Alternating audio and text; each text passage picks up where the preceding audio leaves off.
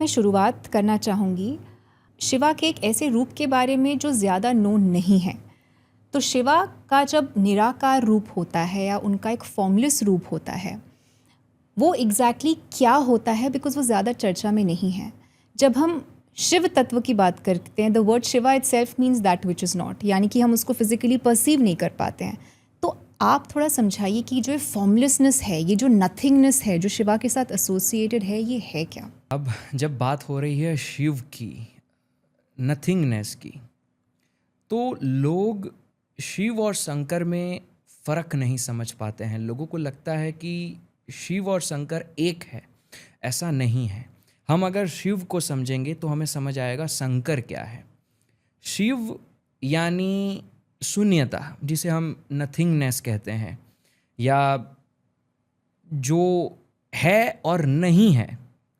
इसको अगर अच्छे से समझना है तो हम इस तरीके से समझ सकते हैं कि अगर आप सोचें कि इस पूरे ब्रह्मांड में ना कोई ग्रह होता, ना कोई दुनिया होती, कुछ नहीं होता इस ब्रह्मांड में, अगर ये ब्रह्मांड ही नहीं होता, अगर हम हमारे मन की शक्ति से ये सोचने की कोशिश करेंगे, तो अगर ये ब्रह्मांड नहीं होता तो कोई रंग नहीं होता।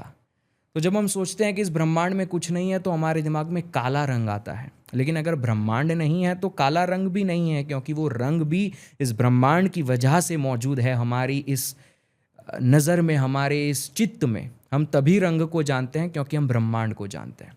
हम अगर सब कुछ मिटा दें और अगर आंख बंद करके ये चीज़ सोचने की कोशिश करें तो हमारा मन इस पॉइंट पे आकर अटक जाता है कि अगर रंग भी नहीं होता तो होता क्या।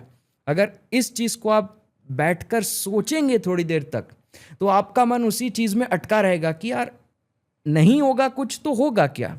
और उस मोमेंट में आप जो एक्सपीरियंस करेंगे वो होगा शिव, नथिंगनेस, जिसको आपका मन भी परसीव नहीं कर पा रहा है। तो that which is not but is there.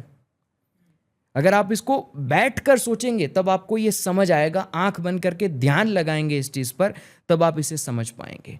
अब यही सेम चीज कहा जाता है शास्त्रों में अहम ब्रह्मास्मि।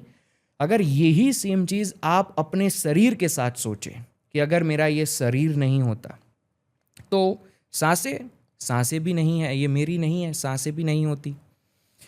मन में उठने वाले विचार ये भी मेरे नहीं हैं। जो भी आपके दिमाग में आता है आंखें बंद करके आप हर एक चीज को सोचते जाइए, क्या ये मेरी है, क्या ये मेरी है, नहीं। अंतिम में जो बचेगा आपके अंदर, वो जो इस शरीर के अंदर आपके पंचकोश के पीछे छिपा हुआ है, वो शून्यता है, वो शिव है, जिसे हम कहते हैं साक्षी, विटनेस, जो आपके अंदर है। ये है शिव, जो है लेकिन नहीं है।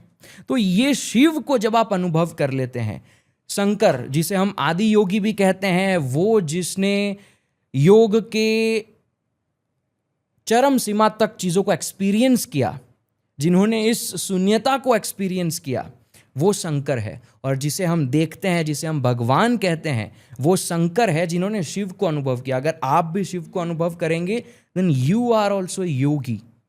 और इस शिव को अनुभव करने के लिए हमारे शास्त्रों में, हमारे मिस्टिसिज्म में, योगिक ट्रेडिशंस में टेक्निक्स दी गई है जो हम भस्म को शिव के साथ रिलेट करते हैं। वो भस्म सबसे बड़ी टेक्निक है शिव तक पहुंचने की। भस्म क्या है? भस्म वो चीज है जिसे समय या कोई भी चीज मिटा नहीं सकती। एक बार चीजें मिट जाती है वो भस्म बन जाता है। अगर आप भस्म को जलाने की कोशिश करेंगे, भस्म नहीं मिटेगा, भस्म भस्म ही रहेगा। अगर आप उसे एक जगह पर रख देंगे तब भी समय आगे बढ़ जाएगा, लेकिन भस्म जो है वो चेंज नहीं होता, वो वैसा का वैसा रहता है। अब आपके शरीर के अंदर जो भी चीजें हैं, ये भस्म एक क्रिया है, भस्म क्रिया, जिसे गोरख संप्रदाय में इस तरीके से ध्यान प्रयोग में लिया जाता है। अगर आप ध्यान में उतरना चाहते हैं, आप सोचिए कि ये मेरा जो शरीर है, इसके ऊपर समय और आग या कोई भी चीज इसको नष्ट कर सकती है, ये भस्म बन सकता है। हाँ, मेरा शरीर भस्म बन सकता है। पहला हमारा अन्नमय कोश, जो हमारा ये चमड़ा है, जो हम फील करते हैं, हम खाने के बाद बनाते हैं, ये आग जला सकती है, समय के साथ ये मिटता जाता है। फिर होता है प्राणमय कोश, जो हमारी सांसें अंदर हम भरते हैं, जिसमें प्राण जाते हैं, उससे हमारा प्राणमय शरीर बनता है। प्राणमय कोश को भी धीरे धीरे समय मिटाता जाता है।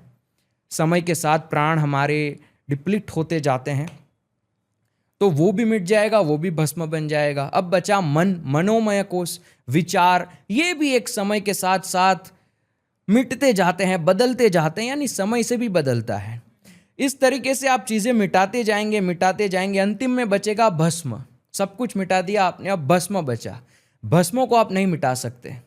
भस्म है, उसको आप कुछ भी कर लीजिए, वो नहीं मिटेगा। इसीलिए भस्म को शिवलिंग के ऊपर चढ़ाया जाता है। उज्जैन की महाकाल आरती में भस्म से आरती की जाती है, क्योंकि वो हमारे लिए एक जरिया है, जिसको हम समझे तो उससे हम ध्यान की डेप्थ में उतर सकते हैं।